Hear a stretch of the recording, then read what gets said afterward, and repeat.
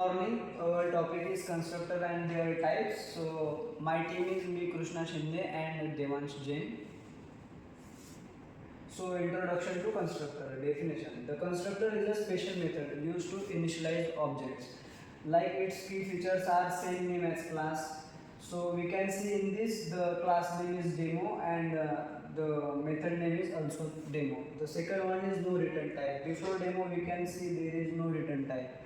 And the third one is it called automatically when object is created. In main method when we create object the constructor is automatically called. So need of constructor. Why constructors are important? So the first one is initialize objects data automatically. Second one is avoid writing separate initialization method. And the third one is improve code readability and fourth one is ensure object is ready to use. And the real life analogy is like filling a form when creating a bank account. This is the real life example of this constructor. After this, syntax of constructor. So syntax of constructor is this is the general syntax. So here we can see the class name is here class name and the constructor name is also class name. Like we have seen in previous slide, the constructor name and the class name was the same. So this is the also example of that. And after that we will initialize our code in the method. So with object creation, how object will created? So object will created like this is the obj. After before this we have to write class name and after that new keyword and class name. So key point is constructor is called when object is created using new keyword. Means this new keyword we have seen here. This is the important because if this is not there we can't make our object and we can't call our constructor. After this, types of constructor. So main types are the first one is default constructor, second one is parameterized constructor, and third one is copy constructor. And this is the extra concept is constructor overloading. So good morning everyone, myself Devansh Jain. I am telling you about the default constructor. So basically what are default constructor? Definition of default constructor is a constructor with no parameters. So basically we can, as we can see in the syntax, a class named name is given in which we have created default constructor in which there is no argument present. As you can see here, no argument is present in the default constructor. Then we have initialized the something in the method. As the default constructor is basically made to create to give direct values in the object. If there is no constructor made in Java, the Java automatically make a constructor, make a default constructor, and when object is created, the default constructor is called. As you can see in the example, class car. There is a class named car. We have taken a default constructor named also named car. And when we will create a object in the main method, it will initialize it will directly initialize the car default constructor car, and we will get the output car created. Its real life application is turning on a fan starts at default speed. So next is parameterized constructor. Definition of the parameterized constructor is the constructor that accepts parameters. So in this, as you can see in the syntax, we have taken a class called name and we have created a parameterized constructor of the class name, and we have taken data type variable. This is the difference between the default constructor and the parameterized constructor. That in parameterized constructor we can take data type variable here in the argument. Then we will initialize using the parameters in the main method. In the method. So this is the parameterized constructor is more flexible than the default constructor, and the parameterized constructor are called when the object is created by using values in the main method. For example, as you can see here, the class called student is made, and the parameterized constructor is taken as per the name of the class student. Then we have taken an argument int a in this class, and we have given a is equal to a.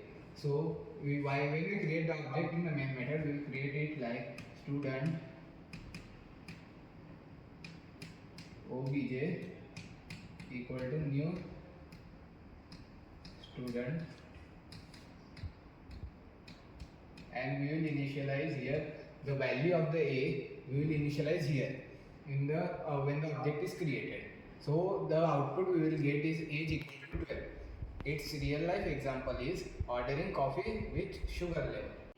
So next is copy constructor. So the definition of the copy constructor is the constructor that copies data from another object.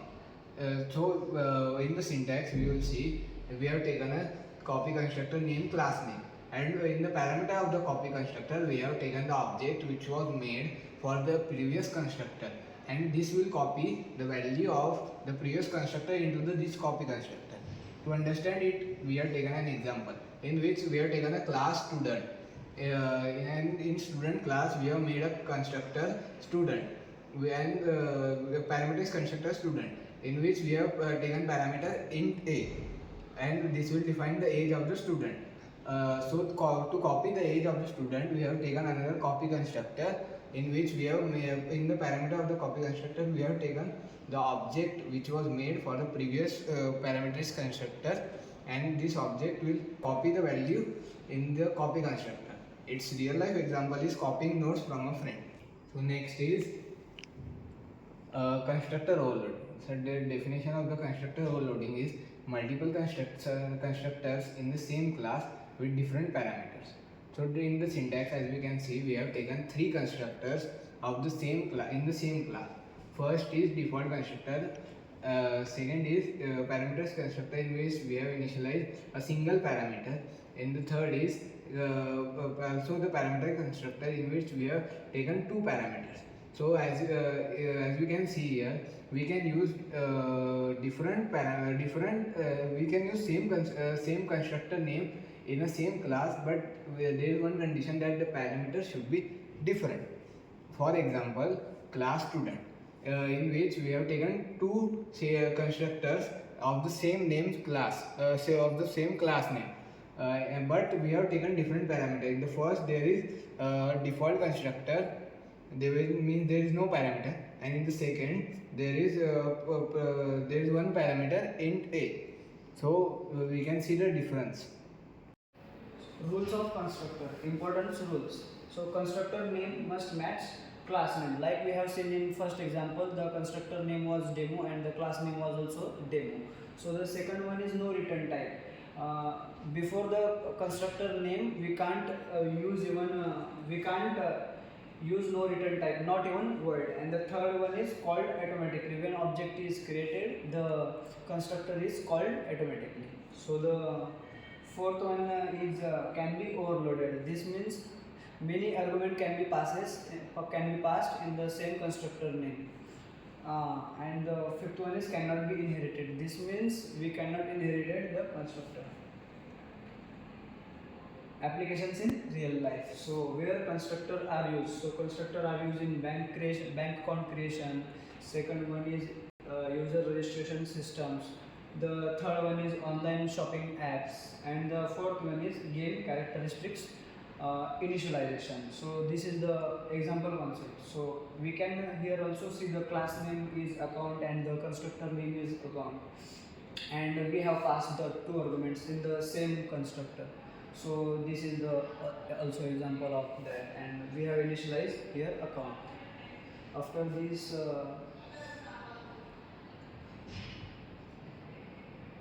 these are the advantages and conclusion. So these are the advantages: easy object initialization, and the second one is cleaner and shorter code. The third one is it saves times, and the fourth one is improves maintainability. So, and the conclusion is constructors are essential in object-oriented programming. Different types serve different purposes, and third one is widely used in real-world applications.